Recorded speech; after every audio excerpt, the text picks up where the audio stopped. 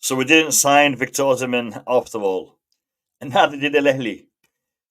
What a night! What a deadline day! What a drama fest of a day! Lads, I'm going to be giving you my thoughts and opinions on what transpired in regards to Victor Osimhen and also other bits and bobs that took place yesterday in the transfer window. That is what we're going to be talking about in today's video. I wanted to do a recap.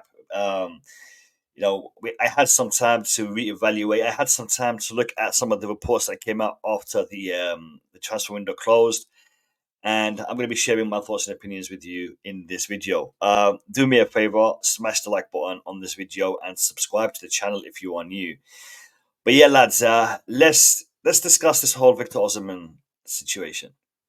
Okay, so why did the deal collapse? Why did Victor Osimhen end up in the situation that he's in today? As we saw, Victor Osimhen has now been omitted from the Napoli first team squad.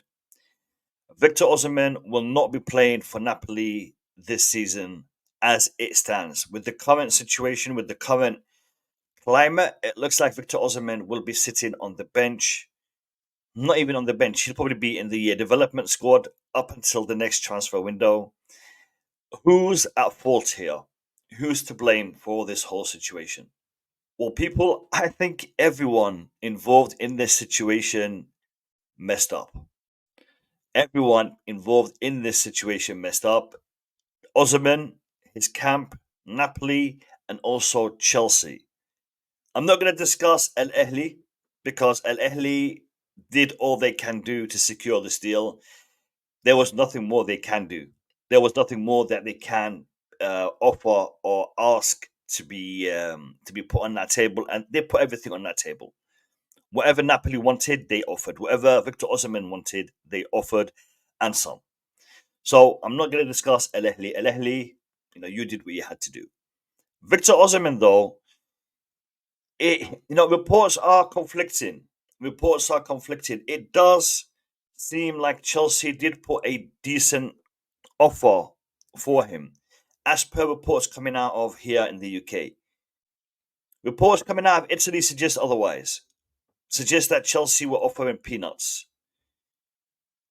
It will become clearer as time goes by. With the smoke settling, with the dust settling, it's going to become a lot clearer to what was actually offered. But it does look like Chelsea did offer a reasonable package with incentives, with an increased percentage, depending on performances, depending on league positioning, depending on, a whole bunch of incentive driven package, as they put it. And it was a half a decent contract that was offered. Like I said, reports coming out of the UK. Italy is the other side. No, they were offering peanuts. They were not offering enough. The proposal that they offered was insulting, etc., etc., etc. I'm seeing reports that he was offered less than 100,000 a week. Less than 100,000 a week. I don't believe that. I don't think Chelsea were that stupid. I mean, yeah, Chelsea directors and the ownership have made some very, very stupid decisions in the past, but I don't think they were that stupid. And I'm using the word stupid on purpose here, lads, because offering a Victor Osimhen, offering a player of that ilk, less than 100,000 a week, that's just what it is, stupid. But we'll have to wait and see how this is reported and how it is clarified in the coming days. I like to have more faith on my club and think that we did offer him a reasonable package because we were there, we were discussing for a long, long time. And Victor Osimhen was engaged in that discussion. He didn't, say, look, you guys are insulting me. I'm going elsewhere. The fact that he's still engaged with these discussions up until, the last few hours of the window, because apparently Chelsea did put in a final offer to him that he didn't respond to. So that in mind, him being engaged in the discussion, they were offering him something that was, that he could discuss, that he could negotiate with. And if they were offering south of 100,000 a week, I don't think he would have stayed and discussed any further with Chelsea, and the whole thing would have collapsed a lot sooner. So the fact that I didn't, I like to think that Chelsea did offer him something reasonable and something that he could negotiate with them on, and it looks like it didn't happen.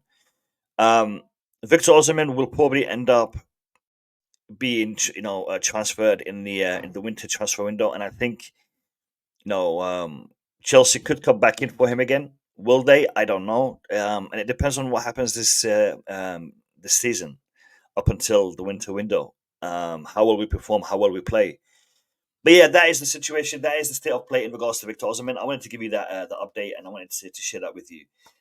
Jadon Sancho coming to Chelsea is a positive step, especially with the fact that Raheem Sterling has moved to Arsenal. And I'll tell you why it's a positive step. I know we were discussing about, the amount of players we have in this position. Where is he going to play? How is he going to fit in? There's a couple of things you need to keep in mind here, lads. Jadon Sancho is way, way higher quality of a player than Mudryk. So I think Mudryk's game time will be substantially reduced this season with Jadon Sancho being in the squad. He will now get that opportunity, and Mudryk will now have to, up his game if he wants to play for Chelsea. He is now going to have to perform at a higher level.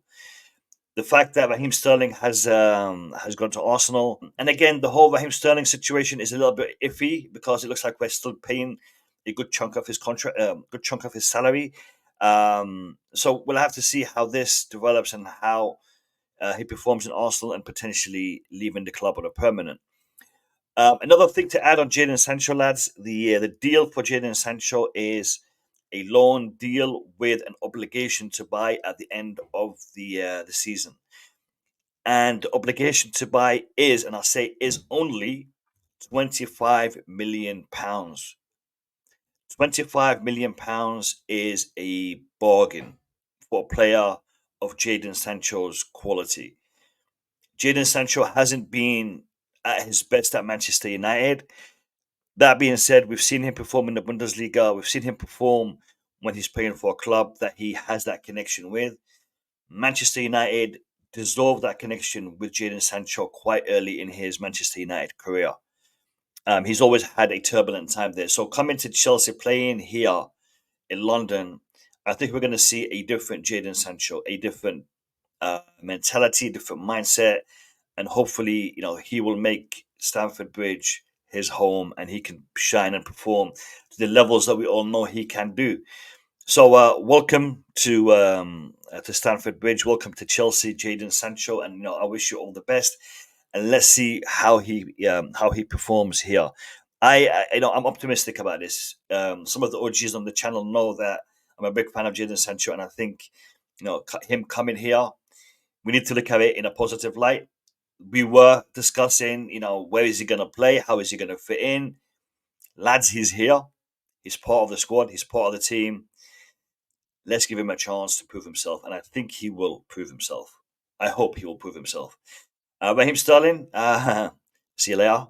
I'm going to say best of luck because I do wish good things for him. Did it work out? You didn't perform. You're out. So good luck with the future, and we'll see what happens at the end of the season, lads. This is just a quick update. I just wanted to share this with you and give you this recap. I hope you've enjoyed the video. I will be streaming later on tomorrow, 9 p.m. UK time, to give you my match reaction for the game with Crystal Palace. I'll also have a few people on, so we'll be discussing. Probably end up discussing the transfer window tomorrow night as well. But hope you've enjoyed this video, and I will see you tomorrow night. If nothing happens between now and then. Anyway, take care. Have a good one. Stay safe, and peace.